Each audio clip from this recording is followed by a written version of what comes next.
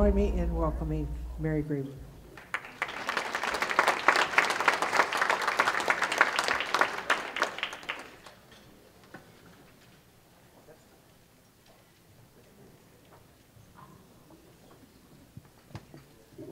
Hey, thank you. It's great to be here.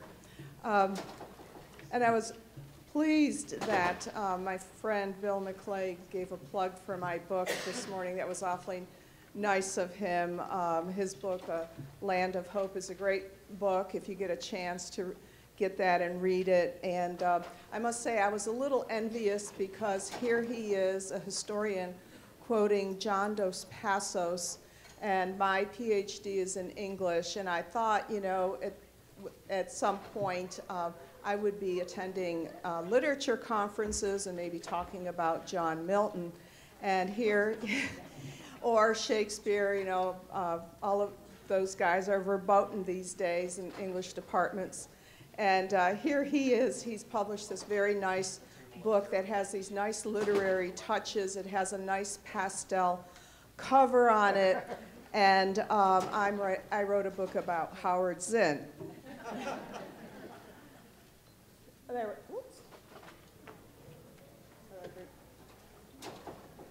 Okay. So if you've seen Bill McClay's book, it's a nice pastel painting. And this is my book. It's got the diabolical image of Howard Zinn in red, which is quite appropriate. And so he had that nice, happy task of writing a book about the Land of Hope, which is what I believe America is, being an immigrant from a communist country myself.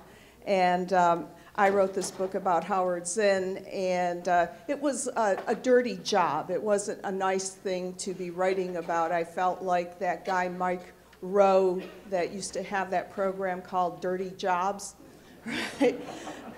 Every time I finished reading Howard Zinn or about him, I felt like Mike Rowe climbing out of a septic tank he had just cleaned or something, and I needed to take a shower. But anyway, I sacrificed, and I want my book to be used as a resource and a tool for people who want to fight Howard Zinn. I don't think anything has been done systematically. There's been a lot of complaints about him. But I have spent a lot of time, as I said, researching it and getting dirty while doing this work. But I also wanted to mention, as part of my background, I also am an immigrant from a communist country. I came here when I was 2 years old. My parents fled communist Yugoslavia and brought me here, and I tried to achieve the American dream of getting a tenure track job. I was always a bookish girl, and that was not to be. I had a series of part-time temporary positions, and when my late mother would ask me, well, you know, you spend all this time studying, years and years, you know, I think it took me 10 years altogether through graduate school. Why can't you get a job? You know, it's not that I didn't do well. I didn't get good grades, and I couldn't explain to her, you know, what postmodernism is, what feminism is, and what all these radical theories are. They're all basically Marxism, and so I would tell her, the communists in America are running our universities, which is true. Essentially, it is true. So here I am, and I'm actually very happy to be here because I want to fight Howard Zinn and his pernicious influence. So one of those most pernicious influences is Howard Zinn, of course. That's a picture of him. He has a cult-like following. If you watch any of his videos, he seems to be almost like a Mr. Rogers, very gentle. He was very charismatic and had quite a following. But he was a card-carrying member of the Communist Party USA from about 1948 to 1953. So I started tracking Howard Zinn while he was still alive around 2008, started writing articles about him as I was following the corruption of education. I was disgusted by what I saw in graduate school, and I started to speak out about it. And I just couldn't keep quiet about it. And then when he died in 2010, Cliff Kincaid filed a FOIA request and got his FBI file released, which is over 400 pages long, and it revealed him to be a one-time member of the Communist Party, and the only reason he gave up that official membership was for purposes of infiltrating the institutions, which he did by going to teach history at Spelman College and then Boston University. So the purpose of my book is to systematically debunk the claims that he makes in A People's History of the United States, which was first published in 1980. So it's been in circulation for 40 years, influencing 2 generations already. His history is pervasive. It's justified by the people who like him as just simply offering a different perspective. It offers a bottom-up history of the people, of regular, ordinary Americans, presumably like the people in this room, right? But he does no such thing. Actually, those people are people like Emma Goldman and the communist leaders. His influence is pervasive. The Zinn Education Project has about 100,000 teachers subscribing to it. It offers free downloadable lessons from his book, as well as other books and videos for sale. When the Advanced Placement U.S. History standards were revised under the Obama administration to the far left, teachers started using Zinn's A People's History of the United States because that would pretty much guarantee that the students would ace the exam. I also discovered that his book is quoted in other books extensively, middle school student history books, such as one I checked out from our little library in Clinton, New York, about Vietnam, and there are 4 passages. Zinn is presented as a reputable historian, a very well-respected historian, and Ho Chi Minh is just great because he read from the Declaration of Independence, and as a matter of fact, he is more of a Democrat than Jefferson was. So his influence is everywhere. You can find it in other people's histories, which he won royalties for. There's a Zinn for beginners. There are graphic books. And so it's a publishing phenomenon. It's been incredibly successful. It's broken records for a book of its type. It's a crossover, which means it's a general interest book, and it's a textbook. So every year, more copies are published than the year before. That's unheard of in the publishing industry. There are about 3 million copies that have been sold to date, if not more. But this history book is not really history. Zinn distorts facts by deliberately misquoting from his sources, as I found, by leaving out critical information, and by plagiarizing disreputable sources. And today, what I want to do is sort of give you a taste of what I do in my book, because it is intended to be a resource. And I'll look at 2 events, the discovery of America by Christopher Columbus and our role in World War II. So Zinn takes credit or claims to have exposed the real story of Christopher Columbus. Supposedly, according to Howard Zinn, Christopher Columbus was a man consumed with capitalist greed. And this greed led him to commit genocide, chop off hands, kill the native, as he called them, Arawaks that he encountered. And these were all gentle people, as all native tribes were in Zinn's book. But in order to convey that idea, he had to change a few things. The changes begin on page 1. Zinn quotes from Columbus's log referring to the native Arawaks he had encountered. And so I will attempt to pull up this passage. I'm sorry about the small type. I couldn't figure it out last night in my room as I was working on it. So this is a passage that reads, "They would make fine servants, ellipses, which indicates something's been eliminated. With 50 men, we could subjugate them all and make them do whatever we want." Okay, that's the right one. This also appeared in an episode of The Sopranos, by the way. It sure sounds like Columbus is a bad guy, right? He wants to subjugate these people. He wants to make them do whatever we want. But what happens when we go back to the original, when we read Columbus's log? We find that the ellipses do not indicate the omission of a phrase or a sentence as you would expect, but entire pages. In fact, 2 days' worth. They give the opposite impression. One of the key critical sentences left out is this one by Columbus. This is just one sentence that's left out. "I know that they are a people who can be made free and converted to our holy faith more by love than by force." That kind of gives you a different impression than that first sentence, right? But there is even more left out of this quoted passage from Columbus. Zinn leaves out a critical piece of information regarding who it is that believes that they would make fine servants.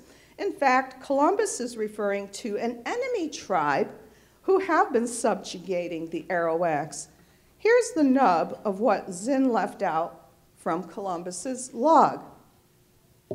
I'll read it in case you can't read that small type. "I saw some who bore marks of wounds on their bodies, and I made signs to them to ask how this came about. And they indicated to me that people came from other islands which are near and wished to capture them. And they defended themselves. And I believed and still believe that they come here from the mainland to take them for slaves." Oh, so the Indians are the ones who are referred to as being they who would subjugate them all and think that they would make fine servants. A little different perspective. And of course, Zinn presents all tribes, over 500 tribes in North America, as uniformly peaceful, loving, generous, feminist peoples that live in these kind of proto-hippie communes, which is kind of an insult to all the Indian tribes. I mean, he even says that about the Aztecs. You know, their sacrifices of children had a certain innocence to it. But Zinn has a pernicious effect outside of even the classroom because his book is used for abolish Columbus Day campaigns. So teachers, the 100,000 of them that sign up, can download the Abolish Columbus Day kit. So they have sample resolutions for schools, universities, cities, and states. But this made Howard Zinn, the communist, quite happy because he repeatedly referred to this country as not even a legitimate country. He called it a myth. That word appears over and over in his book, and it's just a pretense. Zinn's book was meant to make students hate America and convert them to communism. Surveys show the increasing receptivity to socialism by young people, and I'm going to go through these pretty quickly because we've already gotten a good introduction to where young people are going. So that's one from 2010 to 2018. Just in 1 year, from 2018 to 2019, we've had dramatic increases. Some of that may have to do with ignorance about what communism means. So a lot of people, especially the younger people, don't know that communism killed over 100 million people in the last 100 years. They actually think that Hitler killed more people. They don't know that the Hitler-Stalin Pact started World War II. And like Howard Zinn, they do not believe that America has a right to exist or national sovereignty, that borders should not be there at all. And increasingly, they're getting a rosy picture of what communism is in school. And so the polls are showing that more and more millennials and Generation Z are likely to be supporting the Bernie Sanders campaign, and he is soaring, I think, in is it New Hampshire and Iowa? Yes. Zinn acolytes are taking to the streets.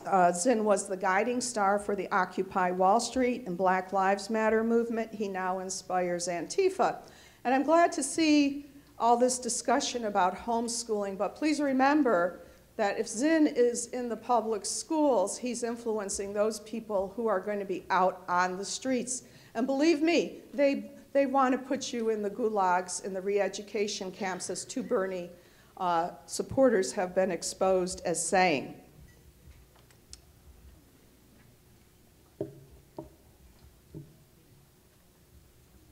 So this is about Willem Vance Bronson. I wrote about him for the Federalist. He was the guy who tried to blow up an ICE detention facility, and in his manifesto, he referred to Howard Zinn's book. He suggested everyone read it. He said the ICE detention camps are concentration camps. That goes back to Howard Zinn's depiction of the Japanese internment camps. And he said that we are living in fascism ascendant. And that's what the people in Antifa believe. Well, that goes right along with what Howard Zinn says in his book about World War II. He asks, was it a war against fascism? He says that by certain evidence that it was a war against an enemy of unspeakable evil. Hitler's Germany was extending totalitarianism, racism, militarism, and overt aggressive warfare beyond what an already cynical world has experienced. And then here comes some of Zinn's rhetorical tricks. He loves to ask leading questions. The answers are implied. Sometimes he answers them with the sentence following, but here he has four questions that come about regarding America's fascist character. Did the governments conducting this war, the United States, the Soviet Union, represent something significantly different? And would the behavior of the United States during the war be in keeping with a people's war? Would the country's wartime policies respect the rights of ordinary people? And would post-war America exemplify the values for which the war was supposed to have been fought? These questions deserve thought. So he pretends that he respects the thinking of the reader or of the students. It's a very, very kind of skillful, diabolical trick to make young people believe that they're coming up with these answers themselves. And of course, you know the answers that Zinn implies for all these questions. So what he does is, I'll wrap up, and he gives the definite impression that America was fascist in terms of its guilt, in terms of its fascist nature. It was worse than Germany. He comes out and he says this in the book, and I don't have time to put up all the quotations from it that give someone that impression. So you can see why a member of Antifa who believes that we are living in fascism ascendant would be referring to Howard Zinn's book, because that's what Howard Zinn says. So basically, Antifa believes that anyone who is not a communist is a fascist. Anyone who voted for Trump or is a Republican is a fascist. And so one of the other ways Howard Zinn does this, he says that it was a war waged by a government whose chief beneficiary, the beneficiary was a wealthy elite.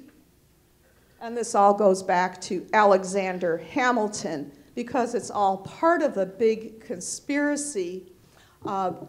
The United States, if you read his chapter on the founding, was established to maintain the privileges of the wealthy ruling class. The Constitution was simply a trick to give the middle class the impression that they have rights, but they were buffers against the lower classes, and were put in place to keep the system where it was in order to benefit the wealthy elite.